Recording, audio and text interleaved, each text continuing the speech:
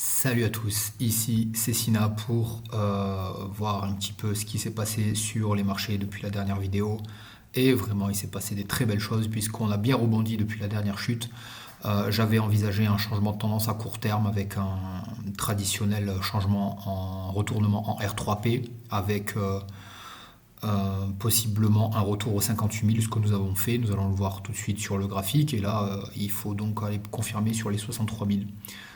En vue semaine, le marché donc, qui se récupère plutôt bien, qui transige honnêtement de côté de manière horizontale et je pense par rapport à l'indicateur de dominance que nous verrons juste ici, que tout peut décoller à n'importe quel moment. Honnêtement, sur le BTC, on est plutôt satisfait de l'évolution du prix. Honnêtement, on n'est pas loin du all-time high, c'est-à-dire le point le plus haut que nous avons jamais fait, qui a été atteint juste avant le halving. Cependant, ce qui pose problème, c'est l'exposition sur les petits projets, les altcoins, etc., qui ont été vraiment victimes de la panique récente et voilà, des ventes qui ont été faites ces derniers mois. Et selon l'exposition de chacun, ça fait des pertes qui peuvent aller jusqu'à 80-90%. Donc c'est vraiment très très frustrant, surtout pour ceux qui sont rentrés en pleine euphorie. Voyons tout de suite maintenant le graphique du BTC, comme je le disais juste avant, qui se comporte bien. On a eu donc cette baisse vraiment panique, impulsive, avec un très joli rebond, une résistance aux 63 000 qui est difficile à passer, mais qui est vraiment intéressante à voir. Maintenant, on s'y attendait, donc le changement R3P, un point bas, un rebond, et là, donc le point bas, il ne faut absolument pas qu'il aille plus bas que le précédent. C'est-à-dire qu'il ne fallait pas qu'il aille plus bas que les 54 000. C'est très très bien qu'il se soit arrêté aux 58 000, c'est ce qu'on envisageait au vu de l'évolution du graphique. On avait envisagé que ce rebond, que ce retour, ce pullback arrive aux 58 000, chose qu'il a faite, et maintenant donc il semble revenir haussier, mais il faut absolument qu'il passe cette barre des 63 000 pour vraiment se montrer haussier à la fois sur le court terme, le moyen terme et le long terme, en passant bien sûr toutes ces moyennes mobiles. Maintenant, nous, ce qui nous intéresse, et la majorité des investisseurs en crypto-monnaie, ce sont les altcoins.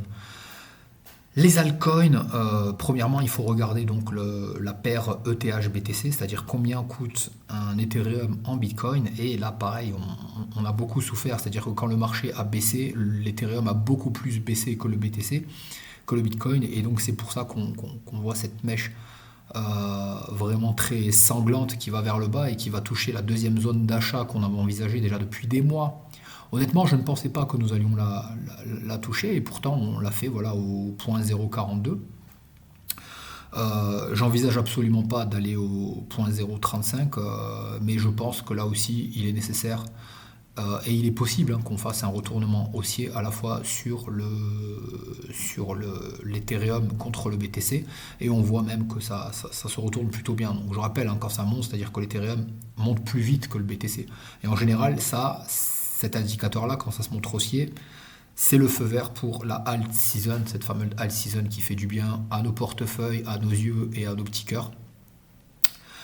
Et donc voilà, je vois beaucoup de choses positives. Là, on est en vue daily, donc quotidienne. On passe la moyenne sur le RSI. Maintenant, il va falloir passer au-dessus des 50 pour pouvoir être suracheté. Mais comme je le montre à chaque vidéo, je suis les cycles de 4 ans, donc je suis plutôt confiant. Maintenant, quand on regarde le graphique exclusivement altcoin, c'est-à-dire sans Bitcoin et sans Ethereum, on peut voir qu'on est revenu donc, dans les zones d'achat numéro 1, zone d'achat numéro 2. Donc, si on a confiance au plan, c'est vraiment très très bon pour l'avenir parce qu'on est sur des prix préférentiels, sur certains projets qui sont vraiment solides. On est sur des points les plus bas. Je pense par exemple le premier qui me vient, c'est Matic, Chainlink là qu'on voit dans la watchlist par exemple. D'autres qui corrigent un petit peu, mais qui se comportent vraiment très bien par rapport à ce qu'ils étaient il y a de cela 2 ans. Donc, moi, je vois que du positif et je vois que des bonnes choses, et surtout quand je regarde la dominance Bitcoin. Parce que, évidemment, si on veut une alt season, il va falloir que la dominance Bitcoin baisse. Aujourd'hui, elle est à 57, elle est parmi ses points les plus hauts. Une hausse qui avait commencé qui avait commencé à partir de novembre 2022. Alors novembre 2022, si je me souviens bien, c'était la chute de FTX qui avait fait très très peur au marché. Et là justement les gens se sont réfugiés dans le BTC. Le BTC qui a pris de la force ensuite avec le narratif des ETF, MicroStrategy, les institutions et certaines banques qui commencent vraiment à s'exposer maintenant au BTC car elles considèrent cela de manière tout à fait officielle comme l'or digital. Donc très bien, le BTC prend de la force, donne confiance, c'est super. Mais ce qu'on voit et ce à quoi je m'attends, c'est qu'il y a des cycles. Et ces cycles que j'ai délimités par des pointillés rouges. Donc attention, c'est pas le halving. J'ai regardé la distance en temps entre décembre 2017 et avril 2021. C'est à peu près le temps qu'il a fallu justement pour retrouver une baisse significative de la dominance de BTC qui a ouvert le bal ensuite pour les altcoins. Et je pense que cela va se reproduire et comme on le voit, on s'approche de cette ligne-là. Donc c'est imminent, ça peut arriver maintenant, ça peut arriver un petit peu plus tard. Mais en tout cas, je ne pense pas que ça arrive par exemple après novembre 2024. Je pense que ça devrait arriver donc entre fin septembre et début novembre ou plus tard. Et je pense que cela ouvrira donc le bal aux altcoins. Et donc à partir de novembre-décembre, on peut s'attendre à voir ce qu'on a vu par exemple entre octobre 2023 et février 2024. Je pense que c'est une hausse qui peut aller très vite. Surtout qu'on a des informations fondamentales qui sont vraiment très intéressantes, comme par exemple le retour du minage de crypto-monnaies en Russie de manière tout à fait légale, comme c'est noté ici. Des politiques qui s'intéressent de plus en plus au BTC. Alors on avait l'équipe Biden dans un premier temps, on se souvient avec les laser eyes, la tasse avec les laser eyes, etc. de Biden. Puis ensuite Donald Trump qui se dit crypto-friendly, sa nouvelle opposante Kamala Harris qui se disait dans un premier temps pas du tout favorable au Bitcoin et aux crypto-monnaies, mais son équipe de campagne a bien compris qu'elle n'avait aucune chance de gagner si elle n'était pas crypto-friendly, donc c'est en train de changer de camp. Et là hier, donc la discussion qui a fait beaucoup de bruit aussi entre Donald Trump et Elon Musk, qui est le space le plus écouté de l'histoire, avec il y a eu en 5 heures, il y a eu 88 millions d'écoutes. J'étais sur le space à un moment donné en direct, il y avait 1,3 million d'auditeurs. C'est vraiment énorme. Malheureusement, ils n'ont pas du tout parlé de Bitcoin ou quoi que ce soit. Je pense que c'est certainement stratégique. Ils ont parlé de politique intérieure, de sécurité, d'économie, de politique internationale, mais absolument pas de Bitcoin. Mais par contre, là où c'est intéressant, c'est qu'ils ont parlé d'inflation et donc évidemment, ils veulent remettre l'économie en marche. Et quand l'économie va bien, les bourses vont bien. Et si les bourses et les activités vont bien, alors ça va aller beaucoup mieux pour les crypto-monnaies.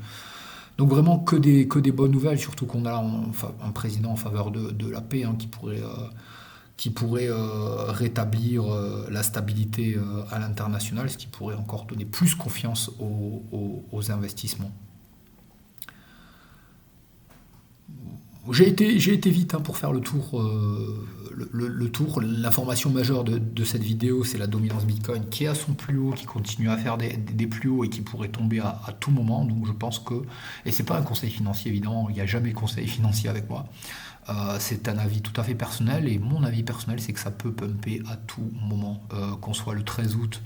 Fin août ou peu importe, ça peut pumper à tout moment parce que ça risque de bien tomber là à partir de fin septembre, mi-septembre, à partir de mi-septembre, début novembre, la dominance Bitcoin peut tomber et on peut revoir une très très belle alt season et retrouver des belles couleurs sur les portefeuilles. Donc s'il y a des projets qui nous plaisent, etc., moi je pense que c'est le moment de s'exposer. Après je me trompe peut-être, parce qu'on voit d'autres blogueurs qui, eux, sont baissiers, c'est respectable, chacun a ses indicateurs, mais je pense vraiment qu'il faille rester imperméable au bruit et suivre ses indicateurs, avoir confiance. Et c'est comme ça qu'on gagne. En tout cas, c'est là où on voit actuellement les baleines qui accumulent, que ce soit du BTC ou d'Ethereum ou autre. Moi, je préfère m'asseoir à la table des baleines, comme toujours. Et ne pas écouter les bruits et vendre impulsivement quand c'est en bas et que les gens disent que ça va descendre plus bas. Et d'ailleurs, quand c'est comme ça en général, on reconstruit un renversement haussier et on se trouve biaisé. Et ce qui est bien dommage et ce qui donne autant de peine. Et en général, les gens rachètent en haut et vendent en bas. C'est évidemment faux. Évidemment, il faut faire l'inverse. Et quant aux bitcoins de Mt. Gox, ils sont actuellement distribués, donc je pense que dans le futur, on ne parlera plus jamais des bitcoins de Mt. Gox.